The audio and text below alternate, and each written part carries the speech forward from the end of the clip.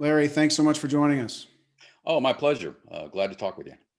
Why don't we start with an introduction to yourself and your background, and where sort of the arc of your career and where you are today and how you got there. I'm a professor at the College of William and Mary in Williamsburg, Virginia, and I've been here since 1987.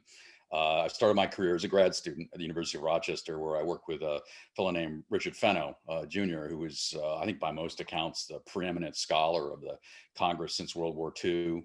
And Dick Fenno focused a lot on observation of Congress, following members around, trying to get kind of a over-the-shoulder view. And he was my mentor, and kind of has affected my career since then. After working with him, I spent a couple of years at the Brookings Institution up in DC, mostly working on a dissertation, which became my first book, and that used kind of Fenno-esque methods, if you will. It's on the Senate and on committees.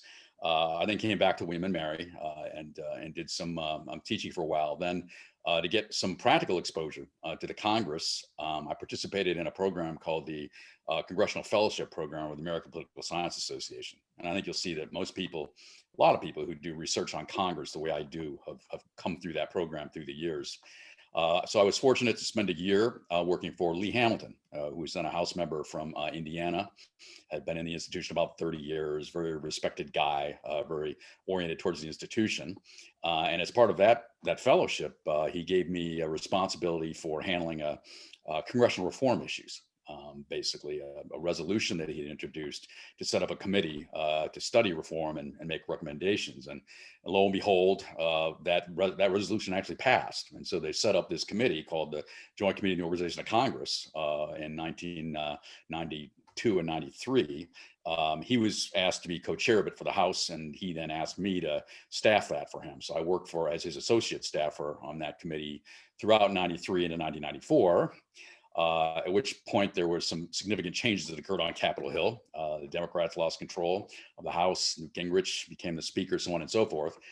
So I came back to William and Mary, and I've been teaching here on and off ever since. My research largely is about the internal operations of the House and the Senate, procedures, parties, leaders, reform.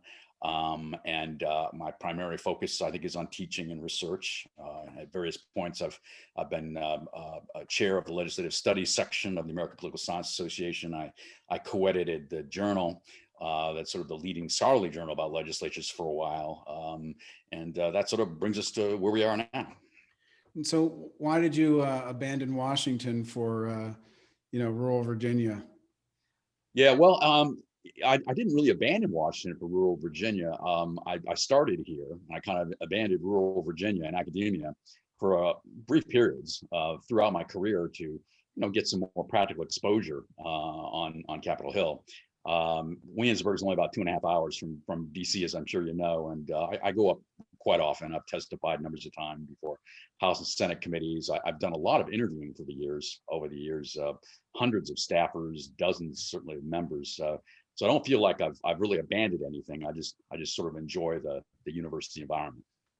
Great. And in terms of your kind of broad research agenda, you mentioned, really the operations of Congress, which is, of course, what we're interested in. Can you tell me a little bit about what are the core kinds of questions you've been interested in over your career in broad strokes, and then we can kind of get into the details of each one. Oh, sure. I'm interested in several kind of related themes. One is the independent impact of leaders, whether they're party leaders or committee leaders, the extent to which what they do has an independent impact above and beyond, the context. I'm interested in the role of parties and partisanship and how it's evolved. I've got a major interest in procedure. This dates back to my years working as a staffer on a reform committee, and how procedure kind of channels decision making. Because the committee I worked for was responsible for coming up with recommendations for reform, I'm really interested in institutional change through the years. And of late also, in part because of the rise of communications and messaging on Capitol Hill, I've become more interested in kind of the relationship between these internal features of the legislature and the broader political environment. Have come to the view that you really can't separate what happens at home from what happens inside the Beltway. So why don't we start with the committees, because I read your book on committees, and a lot of people think of committees as being the core information processing centers, if you will, of Congress, and the action centers, at least in the past. So can you kind of start off by describing your overall view of committees? What really are they? And then, describe, I guess, how you view process and leadership within a committee, and how that varies, between committees and over time. Sure. Well, committees, as you know, are almost as old as the House and the Senate. They emerged in really the second decade of the 19th century, basically because the House and the Senate needed a division of labor to function efficiently. And so they set up the standing committees of the House and the Senate, and members basically gravitated towards committees where they had a particular interest or level of expertise. And they've risen and fallen in importance through the decades, through the centuries, but have always been kind of a key institutional feature. If you fast forward to the last 20, 30 years, I think most people would agree that the locus of decision making has shifted out of sort of the standard committee process, right? And that parties have become more important as arenas where people get stuff done, where deals are cut, so on and so forth. And members seem less invested in their committees. And a lot of people argue that has a detrimental effect on legislation because you don't have as much specialization, expertise, so on and so forth. I think there's something to that, but I also, in studying committees through the years, have a somewhat different view. So the first project I did is actually my doctoral dissertation was about committee decision making and leadership in the Senate. And what was clear was that, to me anyway, from that study, was that the formal arrangements, the committee stabs, the rules of the committees, the subcommittee structures, so on and so forth, really weren't what was critical in shaping decision making. Really, it was more the goals and the interests and the preferences and the constituencies of the members. And too often when we study committees, we tend to get tied up into formal procedural arrangements, so we don't look at kind of the behavioral side of things. That is relevant to this question of the relative importance of committees versus parties, I think, because even now, in 2020, during the Trump administration, when we look at legislation that moves, it is true that you don't have key decisions being made in the same way in committees anymore. But within parties, for instance, on a tax bill, if you look at which Republicans or which Democrats are taking the lead within the party caucus or party conference, it tends to be members of the committee of jurisdiction because they're the ones with the expertise and the background, and they care the most. So you see a division of labor. It's kind of rooted in the committees. It's just that those meetings we used to have where you had D's and R's sitting around a horseshoe, trading ideas, those have become less important as places where stuff gets done. And now they're more just arenas where things get ratified. So the key decisions are being made outside of the committee rooms, but the committee members themselves tend to play a disproportionate role. And I wonder if that's in part because of the transparency question, where committee meetings have become more transparent, and so it's harder for opposing sides to get around a table and have those discussions that aren't going to be publicized, whereas they can have those kind of private discussions within the party context. And I wonder if the power follows the lack of transparency, if you will. Yeah, I mean, there's definitely something to that.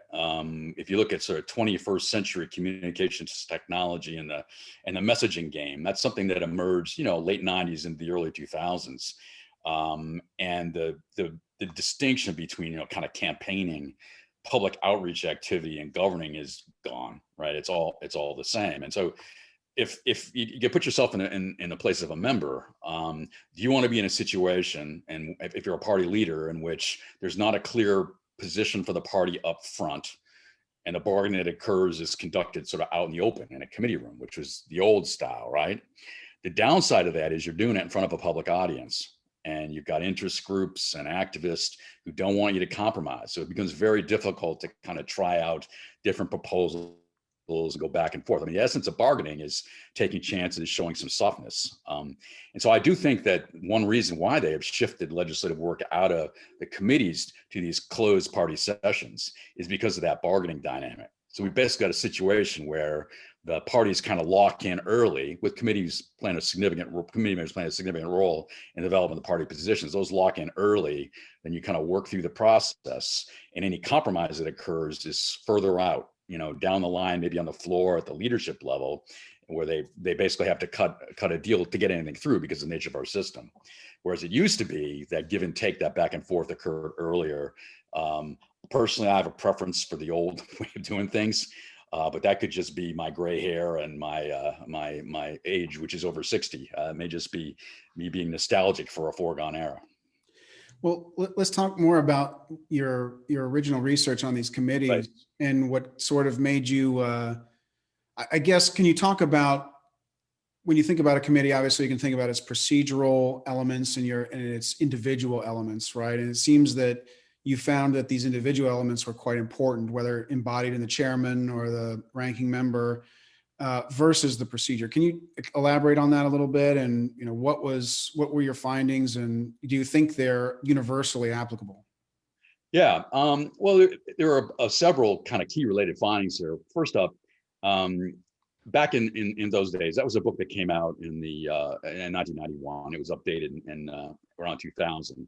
But there was a lot of research being done then about subcommittees and the institutionalized roles of subcommittees within the committees in the House and the Senate. And the nice thing about studying the Senate is that you've got institutionalized subcommittees on some panels, but not on others.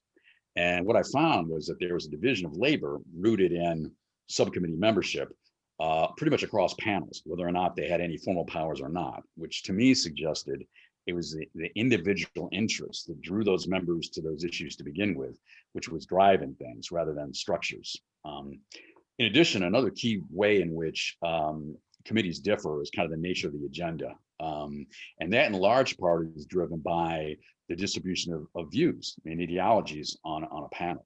So for instance, if you've got a committee where there are a lot of moderates that can coalesce with the minority party, the chair's agenda setting powers become very important, the ability to kind of determine what moves, because there's some possibility that the committee is going to produce something that the majority party doesn't like. So once again, you've got kind of an interaction between formal procedures, agenda setting powers on the one hand, and views and attitudes and individual characteristics on the other, and the individual stuff kind of dominates. Well, it would seem that the weaker the procedural system involved in a committee, or the less rigid, the more opportunity would be for an entrepreneurial leader, right, who can fill that vacuum with his own personality. Do you think that some of the findings you had were based on this concept that maybe these rules and committees are not tight enough, or do you think that and as a result, the committee leaders could shape things according to their interest? Well, often in the Senate, for instance, where the structures and the procedures are just looser generally, both the committee and on the floor, you've got people, who aren't really formal leaders in an issue area playing a very significant role. Somebody like a John McCain on campaign finance reform. And there are a lot of other examples like that. And so I do think that, lax procedures, if you will, do create opportunities for entrepreneurship. Whether it makes sense to promote that or constrain that, I mean, I'm always these days looking for ways to make members more entrepreneurial. I mean, I would like to see more activity, more creativity in the process. So I think strengthening procedures, tightening them up might actually work against that. Well, I think, again, sometimes that depends on, and this is a general discussion about any kind of democratic process, I guess, and there'll be some people with more expertise than others and more passion than others. Yeah. And do you amplify those people's influence, or do you kind of, do you level set everyone so that no matter how much someone knows or doesn't know, they have the same voice on a committee? Yeah. I actually think that interest and expertise in the end kind of carries the day. That, really, no matter what, the tighter procedural arrangements can empower a leader to allow that individual, him or her, to kind of block participation. All right. So for me, tighter procedures always work against individual entrepreneurship. And if you've got loose enough, you've got enough opportunities to participate, then I think that just the natural creativity of politicians will kick in. And so how did your work kind of connect with this? I guess it's in the literature where some of the committee heads, had been there for a really long time and were resistant to change and weren't responding to to the needs of the country or to the majority. Did your research have any influence or impact from that kind of discussion? Well, when I wrote about committees, sort of late 80s and early 90s, indeed when I worked on congressional reform issues in the early 1990s, that was sort of the end of that period where you had really powerful House committee chairs, Democrats. This is, John Dingell, Jack Brooks, and that crowd, and they were really consequential players. The roles of the chairs had been constrained already. That process began back in the 70s, and party leaders were becoming more important as early as the late 1980s. But those committee chairs were still deferred to a whole lot. And what happened basically is when Gingrich became Speaker in the House, he recognized this. He had observed these committee chairs tie in people like Tom Foley and Jim Wright in knots, and he didn't want them to do it to him. And so he implemented a bunch of changes which constrained the ability of chairs to act as independent, sort of autocrats or chieftains, if you will. He term limited them, so on and so forth. And did a number of other things. And that basically kind of shifted power away from the chairs at that point. And when the Democrats took the place back under Nancy Pelosi, 15 years later, that renewed sort of role of the leadership and constrained role of the chairs kind of continued. And so you're right, there has been a significant shift over time. And a real change in the internal operations of committees, since I started studying them. So one of the discussions I've had has been with the Levin Center, and they're focused on the concept of oversight. Yeah. And the role of, and there's been some work recently talking about oversight being the primary function of committees these days rather than legislation. Do you have any thoughts about, the role of the committee changing in that regard, or do you think that's just a general? I guess my question is really, what's your thought on this concept of oversight versus legislation in a committee? I think oversight is critical, and there are disagreements about kind of the extent of the oversight and its quality over time, because it's hard to measure, right? I mean, the obvious way to do it is just to go count hearings, count legislative hearings versus oversight hearings. If you do that, you've seen a dramatic increase in oversight hearings and a reduction in legislative hearings. And some look at that and go, aha, the House and the Senate are turning into, vehicles for congressional oversight. To me, that's laughable. I mean, to look at what occurs on Capitol Hill these days and say there's significant systematic oversight in both chambers, above and beyond, party politics, I think is borderline ridiculous. So as far as oversight goes, and by this I mean real oversight, where you're trying to evaluate the quality of the implementation process in the executive branch, I think for decades the primary locus of that has been the appropriations process, right? So every year, the 12 appropriations subcommittees go to work. People from the executive branch come on over. They have a budget request. The members at the subcommittee level ask detailed questions about operations efficiency, so on and so forth. And to me, that's a very effective way of overseeing what's going on over there, because the executive branch wants its funding, right? And that's inseparable from legislation. Along those lines, traditionally, the authorizations process was a key vehicle of oversight. It was legislative, but it was also a vehicle of oversight, because again, you'd have the executive branch folks come on over, you'd talk about how well the program was going. Let's say you were reauthorize the Elementary and Secondary Education Act, they'd have people over from the Department of Education and folks in from the groups. And this was a way to evaluate implementation via authorizations. Now, unfortunately, over the past, I'd say 2 decades, the authorizations process and now the appropriations process have kind of imploded. It started back in the 90s, late 80s and 90s with authorizations, because they had difficulties getting authorizations bills through. And so basically they started backing the authorizations legislation up into appropriations bills. And then you fast forward into, the Bush administration, Obama up to now, And we've seen the appropriations process, to a large extent imploding. It's very rare that they pass even most of those appropriations bills. And so I think the fallout of all of this, there have been some issues obviously on the legislative side, but also an attenuation of oversight and a reduction in its quality. So in terms of the committees, if we go back to that, one of the areas that's been discussed is the expertise on committees and whether that's stable. Is it enough? Should the committees be bigger or smaller? Should they have more staff or less? Should they have a bigger budget or not? What's your opinion on those based on the work you've done? Especially since committees may or may not, connect with any real, economic slice, right? They may be irrational in their construction, but nonetheless, there is this concept of expertise in committee, and how much does it cost, and where is Congress now compared to where it should be in staffing and funding those committees? Sure. If you look at just funding levels, these are the number of staffers and so on and so forth on committees. It's fallen since the 90s when the Republicans took control in 95.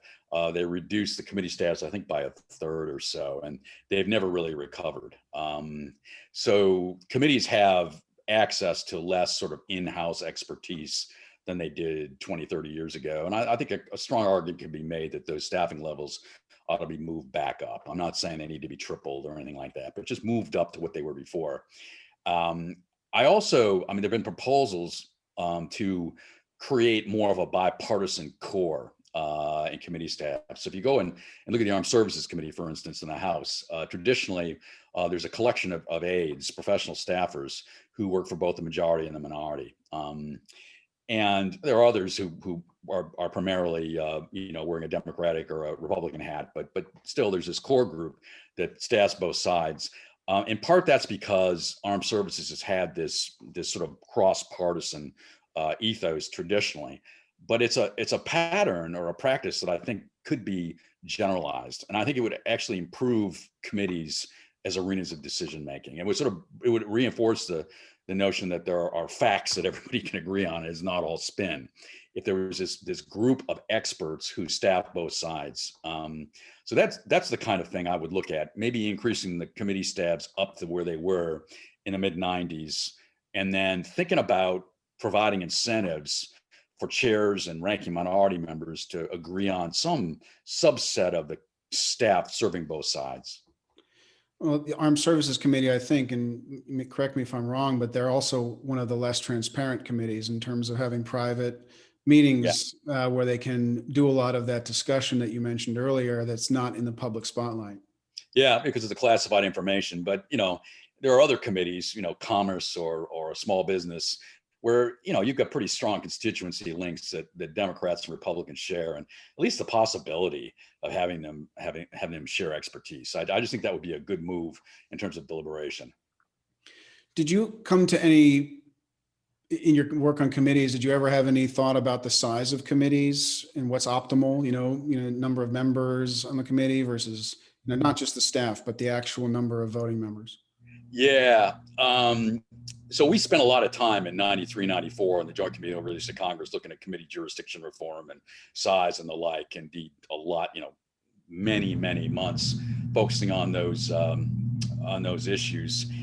And I was always, the view I came to hold, and this was not embraced by many members, but the view I came to hold as an analyst was that we ought to have a system in which the committees are basically about the same size in terms of jurisdiction.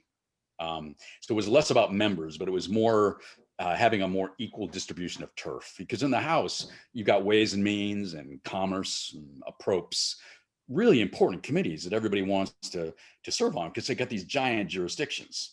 And then you've got these other panels, small business and some of the others that are much more narrow in their jurisdictions. And so what happens is you get kind of an unequal distribution of workload across members based on which committee they're lucky enough to serve on. So if somebody appointed me engineer of the House and basically said, you can go in and just reorganize this thing any place you want, I would probably start with the committees. I'd focus on jurisdictions that are about the same size and that were functionally kind of logical, that related to one another. And yeah, I probably would have basically equal numbers of members. These days, you go into a, the transportation committee is probably, I don't know how many people it's got on there now, but there were years where they had over 70 members. They literally did not have enough chairs to get them all in there. And I just think, that's not a real deliberate process. So yeah, I mean, but I would focus on jurisdictions first and then committee size. Bottom line is though, they're not going to do any of that because those committee jurisdictional relationships are so closely tied to power relationships, constituency link ups, fundraising and the like that members are loath to make any changes. Yeah. So in terms of the committee rules you mentioned before, your research found that the personality was important. But what did you learn anything about the rules? What rules may work, which ones don't, or which ones favor certain kinds of policy outcomes versus others, or sort of value neutral? I recall in your book you had this concept of administrative efficiencies, right, where some of the chairs focused on the function of the committee's efficient processing and reducing this frictional cost of information flow and legislative creation. To me, that sounds like a very desirable kind of chair. So I'm curious about your thoughts in that regard. What is the leader trying to maximize ultimately? I mean, are they maximizing their own value judgments on policy, or are they trying to maximize the value this committee brings as a whole? Well, I think all of the above. I mean, you're right. There are different kinds of impacts that leaders have in committees. Sometimes it's basically largely exerted through agenda control, determining what bills move, what bills don't. Other times it's more strategic, convincing members to legislate in committee with an eye toward the floor, and kind of anticipate problems down the line. Other times, as you mentioned, I think it was the Commerce Committee I was writing about in those days. The focus is more just on moving large numbers of reauthorizations and making sure that that process, is efficient. The impact of the leaders and kind of where they focus is in large part driven by the jurisdiction, right? So a committee like a labor committee, which had jurisdiction over health, which is a front burner partisan message issue. A lot of the focus was on controlling the agenda and kind of maintaining the party's grasp. Whereas commerce, which I mentioned before, a lot more cross-partisan, low visibility issues. Often there's more of a focus on efficiency there.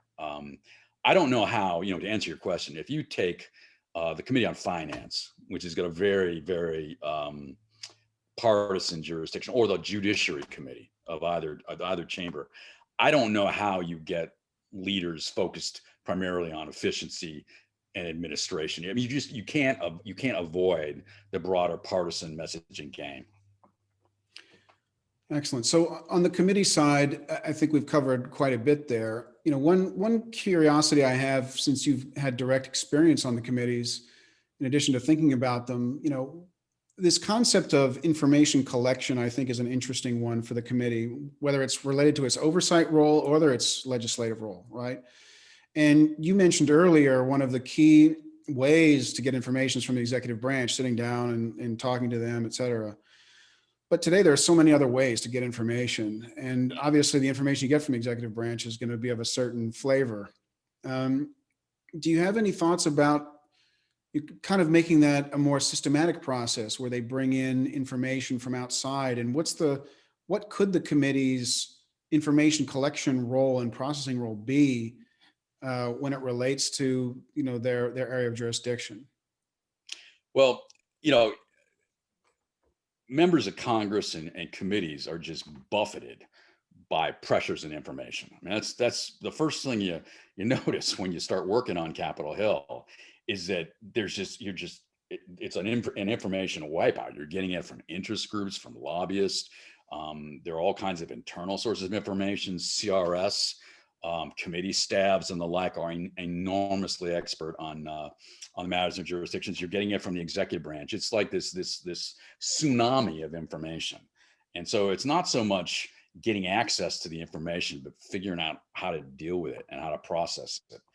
And those kinds of decisions typically are driven by sort of the substance of an issue and the short-term decisions you have to make and where you're making them, right? So if you've got a committee where you're meeting maybe semi-privately, where you don't have the interest groups right there in the room, and there's sort of a bipartisan core to the staff, and the members are just talking to each other across the table.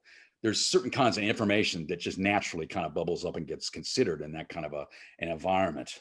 On the other hand, if you've got a real partisan fight going on, and you've got the key decisions on some big tax bill being made in the Democratic caucus, the Republican conference with committee members, you're going to be looking towards different sources of information, right? It's different kinds of information is kind of rise to the top. So I guess what I would suggest is you don't think about kind of information gathering first, then decision making, because what happens is often the opposite. You've got sort of the style of the decision, where it's being made, which just sort of naturally leads you to can cultivate or consume the information that you've got in a certain way.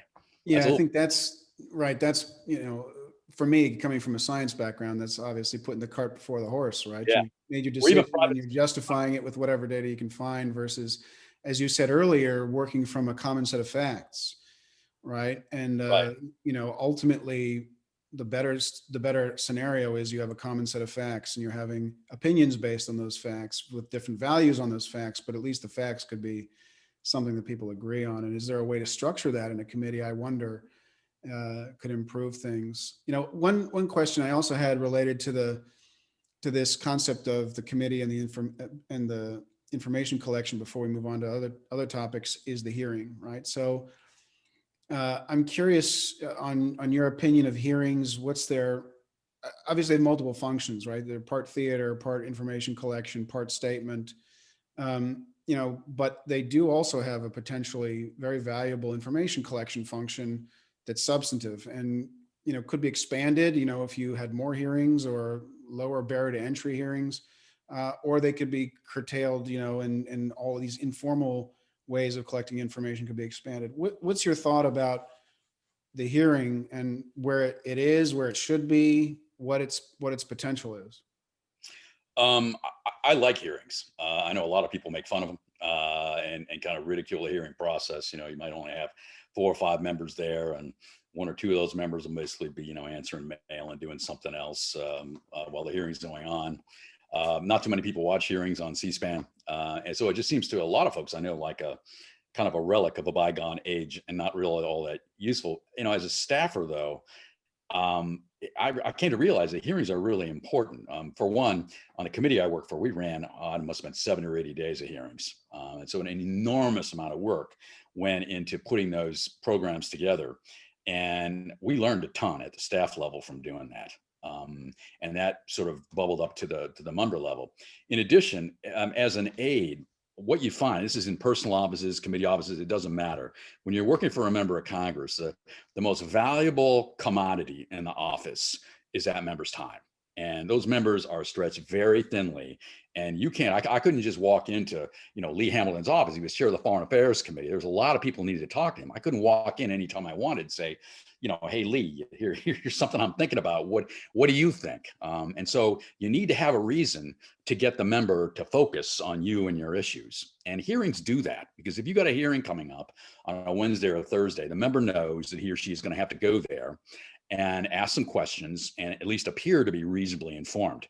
And so what that does as a staffer is it gets you access to the member's time and allows you to sort of bring them up to speed and inform them. And that's not possible unless you've got sort of a hearing or something else that forces them to pay attention. In many ways, I think that the way hearings focus the members' time is probably their most important impact. Excellent. So why don't we move on to some other topics then? You mentioned that another area of your interest and research is on the parties. So why don't you talk to us a little bit about what you're doing in that regard, what you found, and what questions are you trying to answer, and where you think the future of the research should go in that area? Sure. I just finished a book up about the whip process in the House and the Senate. It's a long-term project. I got interested in whipping basically when I was working on Capitol Hill. My boss had been a former member of the whip process, and I saw them around. And it just seemed like an interesting process that largely occurred outside the public eye. Around that time, there was also a growing interest among academics in the impact of partisanship as opposed to the preferences of members. And people were asking questions and doing research about the impact of party leaders above and beyond on those preferences that members sort of bring into the legislative process. And at the time, I kind of thought, because of what I'd observed with the whips, that this distinction between partisanship, and pressure, and whipping on the one hand, and preferences on the other, wasn't real. That members of Congress don't enter the legislative process with preformed preferences. They've got goals, they've got interests they need to satisfy, and a bunch of and sort of aims, but they don't have locked-in preferences, and those preferences kind of develop as part of the legislative process.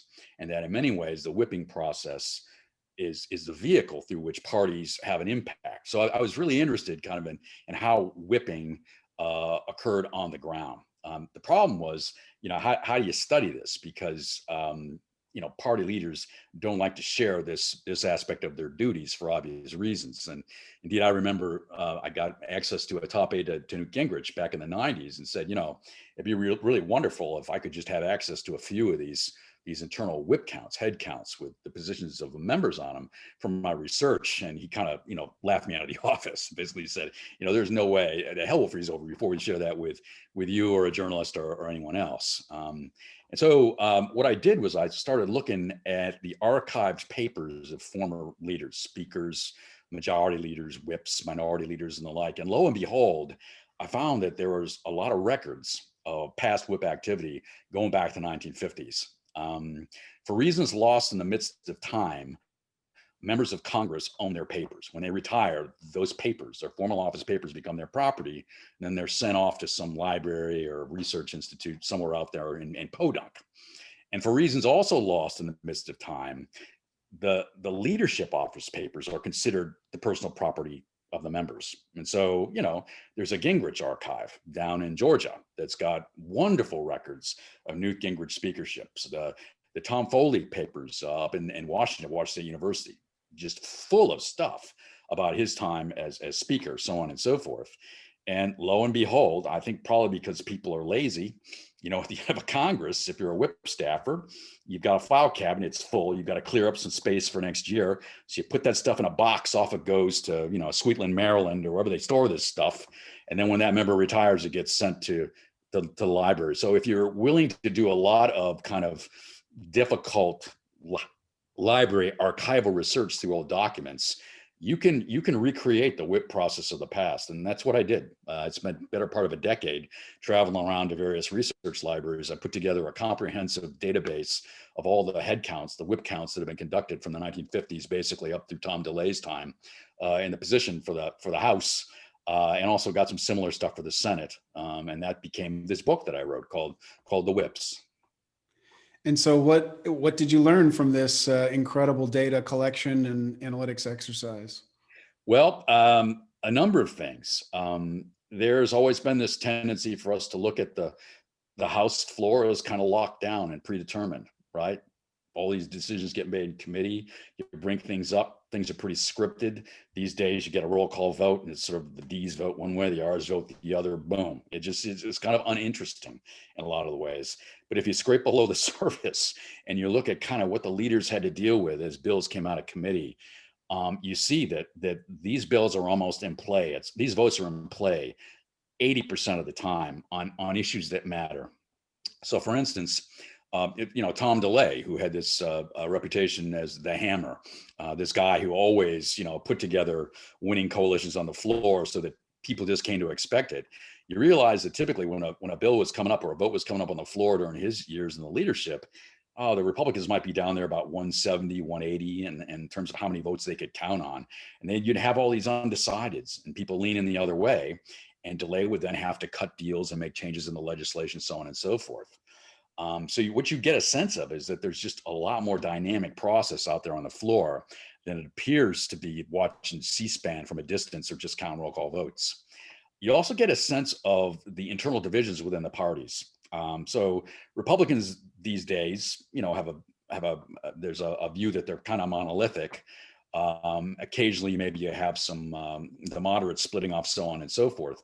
But interestingly enough, if you go back to DeLay's time as whip, and that runs from like 95 to 2002, 2003, you can see that there was kind of this U-shaped sense to the opposition, where sure, a lot of moderates didn't want to go along with the party position, but a lot of the right wingers felt the same way. And so you had sort of like early signs of the Tea Party, House Freedom Caucus coalition, as early as, late 90s, early 2000s, where most of DeLay's real work was in keeping these conservatives in line.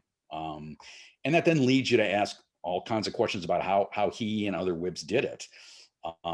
Interestingly, if you look at earmarks, which have been in the media a lot, congressional earmarks, the Joint Committee on the Modernization of the House just recommended that they be brought back. If you look at just the sheer number of earmarks, they were pretty low until you get to 95, right? When Tom DeLay, who's a former appropriator, became majority whip. All of a sudden, he's got a relatively small majority with difficulties, because of the possibility that people on the left and the right will peel off. All of a sudden, those earmarks just take off. That a lot of Tom DeLay's success was by very efficiently using earmarks to essentially get members to toe the party line. So it's a nice way, studying the whip process, to get a sense of, leadership and tactics and the like.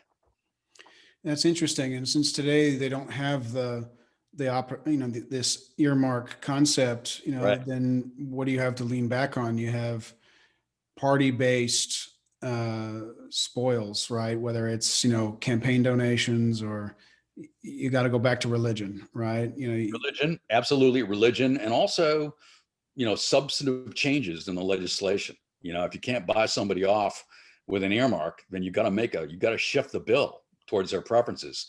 And so I do think it gets harder to put together coalitions when you take that tool away from the leadership. Right. Excellent. So that's your work on the whips. Any other areas you'd like to highlight? I'm a real fan of the United States Congress. I just enjoy it. I've always really loved researching it. I've got a number of other projects. I'm working on a book about decision making in the Senate within offices. It's based on some interviews I conducted years ago. I've kind of dusted off, and I'm bringing those back. I'm really interested in legislative liaison from the White House because the White Houses have kind of an internal whip operation too. There's a assistant to the president for congressional affairs, and we don't know that much about how they operate. So I've been thinking about that as a topic, and also just generally methods, qualitative research methods. I think scholars, and you've seen this, I'm sure, in the discipline of political science, people have been drawn to large end statistical analysis, particularly dealing with things like roll call votes, bill introductions, and the like. I think that there's something to be said for the field shifting back towards the approach of my mentor, Dick Fenno, doing more interviewing, looking at archives as I did, more qualitative methods. So I've been thinking about writing a short book about how to do that. I think that's a great idea. And I think, on the one side, you're finding new data sets is the opposite story, right? You Right. found a quantitative way to come up with to debunk this concept of of block voting, right? Right. So in one sense, you've used that yourself, but you're also pretty unique in that you've had this direct experience and Yeah. are sensitive to the human factors on the floor. And even part of your research shows that the individual is important. It's not just a matter of rules and mechanisms. Yeah, absolutely. And in the archival research, you're right, does produce quantitative, large end data sets. But at the same time, whenever you're working in archives, you're looking at documents, and they just draw you into narrative and stories. And so the whips, for instance, the book I just mentioned, it does have a lot of tables and figures in it, but there's a lot of narrative as well. And in many ways, I think probably the stories are the strongest, most compelling part of that work. So what's the decision-making project you have for the Senate? How is that different than the committee's work? Back in the late 90s, I was fortunate enough to be close friends with a senior Republican staffer, a guy who went on to be chief of staff to the majority leader, to Frist, a fellow named Lee Rawls, who was just an outstanding individual, wrote books himself, and was respected on both sides of the aisle. And Lee, working with Lee, he actually helped me get access to a large number of Senate chiefs of staffs and legislative directors. So I ended up interviewing the top aides, chief of staff or LDs, in about 36 Senate offices repeatedly over a 2-year period in 99-2000 about issues, votes that were coming up on the Senate floor, asking them a series of questions about why the member did what the member did. So it was sort of using them as a vehicle into office decision making. And yeah, I compiled a couple hundred pages of typed up transcripts, and I did a little bit of publishing off that evidence at the time. But I sort of went on and started getting pulled into archival research and the like, and set that aside. And I went back to it recently, and I just remembered just how rich that was. In addition, most of those senators now are retired, and so it's not as sensitive, if you will, reporting the kinds of things they were considering. And their papers are now often available too, so I can get access to the paper trail. So it allows me to kind of shine a microscope on decision making, albeit 20 years ago, but at a point of significant transition in the Senate, and address some broader questions about representation. Excellent. Sounds fantastic. Well, why don't we move on to some of the questions that I ask all of our guests, and ideally to see if we can get everyone to answer the same way or find out how they differ. So I'm going to ask you a few questions and just get your personal perspective, not necessarily a range of how the universe is arranged, but your personal view on something. So my first question in this area is, what do you think congressional representation should mean?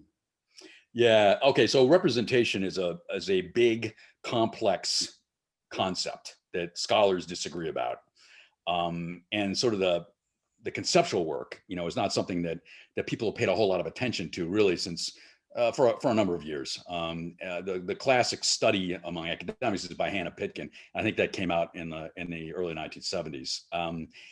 If you look though at the empirical research that scholars conduct, there's sort of like an implicit definition that goes unstated, but drives a lot of that work, and it has to do with proximity, right? So often what people do is they've got some indicator of behavior. It might be a roll call record, an ideology that gets measured in some way. It might be where they introduce bills, so on and so forth, and that's sort of like the what they're trying to explain. And then there's constituency measures that are the explanatory factors. And it might be public opinion back in the district. It might be measures of interest, how many farmers live in a state or a district or whatever. And so implicitly, there's kind of like a proximity definition to representation, the extent to which what members are doing in terms of their decisions match up with the preformed preferences, if you will, of the folks back home. The problem with that is it doesn't really mesh with how representation plays out on the ground. We know political behavior scholars have been studying voters and citizens. And what they'll tell you is that most of the time they don't have preformed preferences about pretty much anything. The extent they do, it's sort of like broad values and the like. And the decisions and the positions they make and the positions they form at the mass level with voters, in large part are in response to the signals they're getting from political elites like members of Congress as mediated through the media, right?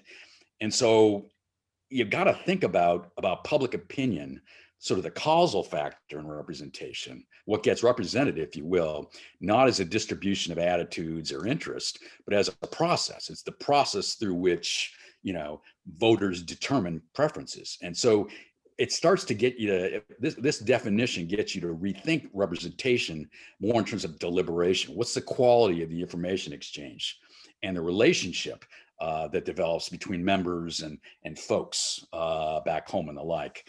Interestingly, when I was interviewing those Senate staffers, I talked about before, asking them why, what's public opinion like in the state on healthcare reform, on managed care reform, insurance, which is a big issue back in those days and is now. Often what they would say is, well, we don't look at polls, right? Because we recognize that polls, those responses to a large extent are driven by how the question is worded. What we do is we look at like newspaper coverage. We look at what influential people back in the district or the state are saying. In other words, they think about those things that influence how positions develop at home. And that's where they go for information about public opinion. So I would take representation as a concept, and I reorient it more in terms of two-way dialogue and deliberation that includes members and constituents. But it sounds like you're of the opinion that it's a beliefs-based judgment by the member rather than an interest-based judgment. So in this case, you're saying, we want to know what really the beliefs of the people are and vote those beliefs versus what we judge their interests to be over the long term. Is that right? Well, I'm more comfortable with a beliefs-based approach because I just think that, in the United States, we need to, voters need to, they need to have agency, right? I'm a little uncomfortable with normative perspectives that say members should just do what they think is right. I mean, that sometimes that leads to statesmanship and real leadership. Other times it leads to outcomes that are not in line with what the voters want. So yeah, you're right. There's two different takes here. There's sort of an interest-based approach, then there's a beliefs or preferences based approach. I think that the latter, to me, I'm more comfortable with that. It's interesting that you say that because I wonder if that's the same, if it's a different view you have on the committee staff. I'm remembering earlier in our conversation when you liked the idea of the political entrepreneur as the chairman. So I wonder if those beliefs are in line with each other or they have some conflict. I'm not sure that they do. When you get down to it also, it's hard to talk about beliefs and preferences on the one hand as separate from interest. Because, the political behavior research, for instance, shows, this is work by scholars such as John Zoller, who's kind of, I think, the guy who did the landmark studies in this area, show that voters, mass actors, bring certain considerations to a decision, rooted in their identities, where they live, what they do for a living, their religion, so on and so forth, that kind of relate closely to interest. I think interest and considerations kind of line up. And then how these interests and considerations are then translated into beliefs or attitudes, that's something that happens as part of politics. And politicians play a role in that. So I'm not sure I would sort of say interests over here, beliefs over there. They're just different. In a sense, in reality, they're kind of interrelated. Great. All right. Next question is, how would your ideal Congress allocate its time?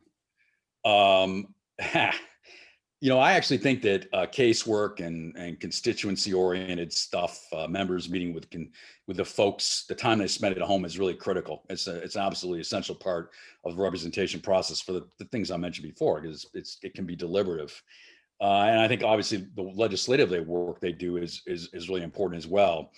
The one thing I would probably reduce is the fundraising. It's got to the point where, members can spend routinely 2-3 hours a day making calls. And that to me is not in the interest of the country. And we ought to do something to curb that. So on a percentage basis, legislation versus oversight or constituent service versus fundraising. You have any numbers for us? Well, fundraising a lot less, as small as you can make it. The other stuff, as I said before, the best oversight is conducted through authorizations and appropriations. And so I just don't see a sharp line between legislative work and oversight. And I also mentioned too, that, the nature of representation involves members talking to folks. That's the central part of the job. And so, I don't see a sharp line to draw there as well. The one thing I would curb is the fundraising. Got it. Next question is, how should debate, deliberation, or dialogue occur or be structured in Congress? Yeah. Okay. So here, we talked a bit about the importance of bringing back the committees as arenas. And I do think that staffing them a little bit more and maybe having a more bipartisan component to the staff might help there.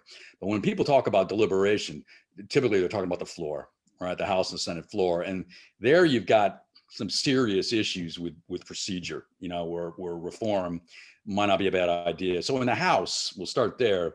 Over time, what's occurred is that there's been this clamping down on House floor decision-making, votes, everything, where basically the rules are structured or closed, and very few amendments are offered, allowed, and it's pretty much a majority leader-driven kind of process. If you look at the number of open rules or even semi-open rules, That used to be the norm in the 60s and 70s, really into the 80s and early 90s. But since then, the bottoms dropped out. And I think in the last Congress, there wasn't a single open rule. Half of them were flat out closed. The other half were highly structured.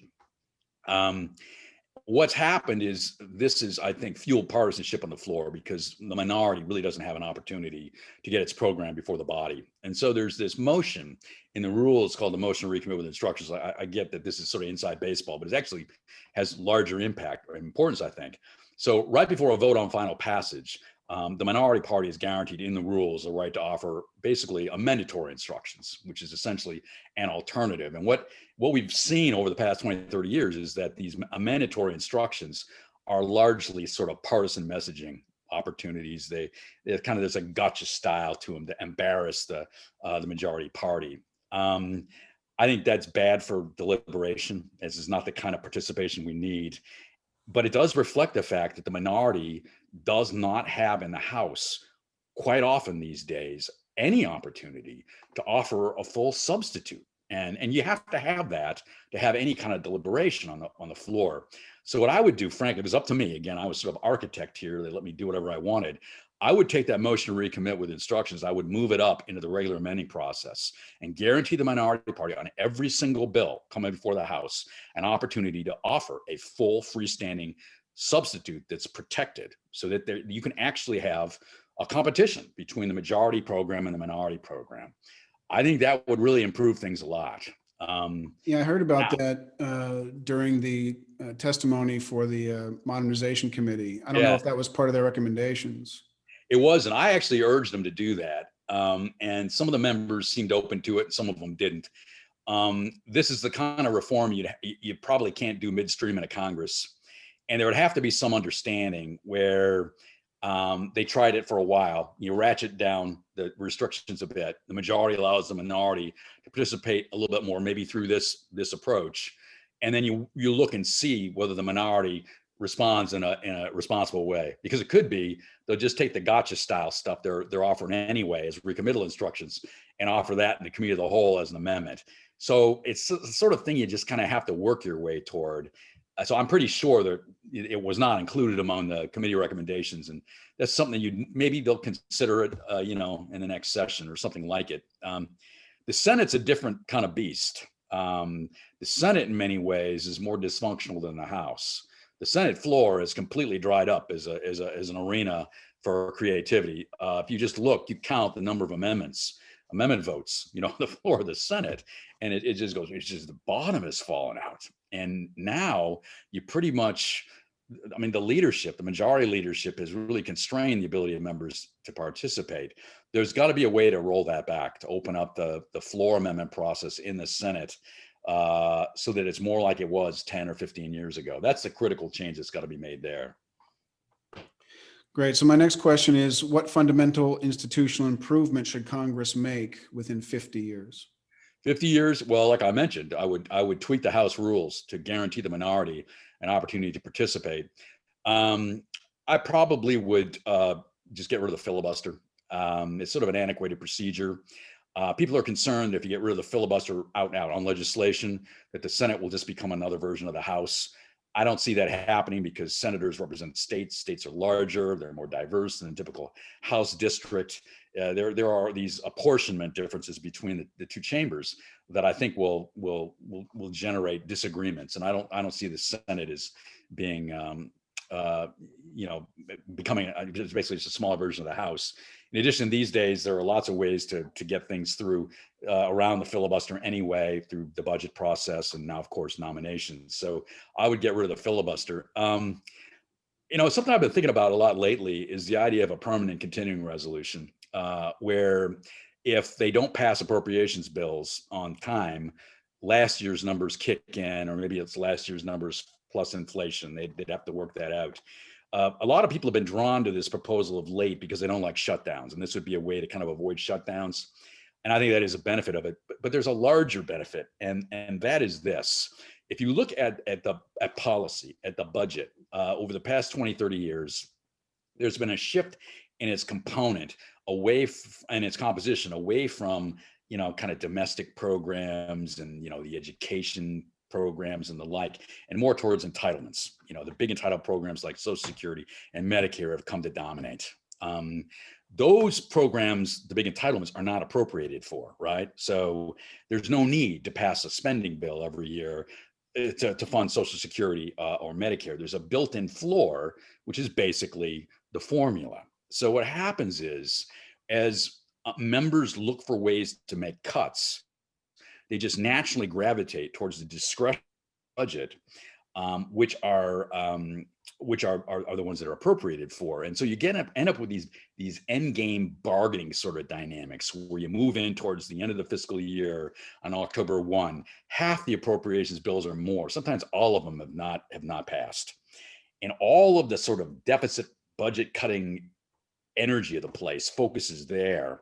You get all this gamesmanship, where people are trying to hold appropriations hostage to get their policy changes through.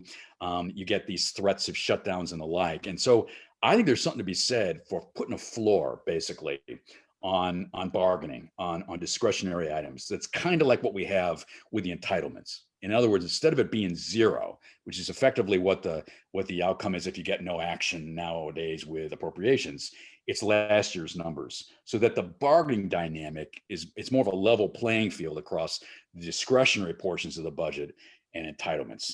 So if it's up to me again, I would move towards something like that because of the bargaining dynamic that it would create. All right. Next question is, what book or article most shaped your thinking with respect to congressional reform? There's a ton of good research on Congress. Some, superb political scientists studying it. But the two books that influenced me more than anything else were books I read in grad school and Dick Fenno's seminar, and they were both written by him. One was called Congressmen and Committees, which was a study of committee decision-making back in the 60s and the 1970s, really rich, that provided me with a lot of the conceptual tools necessary to understand how decisions get made. It made the point that, a lot of decision-making is just jurisdiction specific and committees just vary. The other one was a book he wrote a few years later called Homestyle, House Members in Their Districts. It was about the House. And what he did basically was he put together a collection of 18 House members and he just followed them around at home and wrote down what they did and the kind of conversations they had with constituents and then how that then fed back and affected their role as representatives. And so for me, those two books kind of have been the cornerstones for my understanding of Congress for 30 years. Excellent. So last question, and I think we've already addressed this a little bit, but I'll ask it anyway. What plans do you have for your research over the long term? Long term, like I said, I want to write this book about the Senate and representation. I would like to. I am thinking a little bit about a conceptual study of what leadership means, because we don't have much of that in the literature, and I just think maybe I'm old enough and gray haired enough that I can actually weigh in on that in a way that's not silly. And I'm thinking a little bit about, methods and sort of make a short little book primarily written for grad students and younger scholars about how to conduct interview-based and archival research and sort of qualitative analysis and why it matters. So those are the kinds of things I'm mostly thinking about now. Fantastic. Well, Larry, thank you so much for your time. It's been a pleasure talking to you. But a pleasure talking to you as well. I hope the interviews go well. I appreciate it.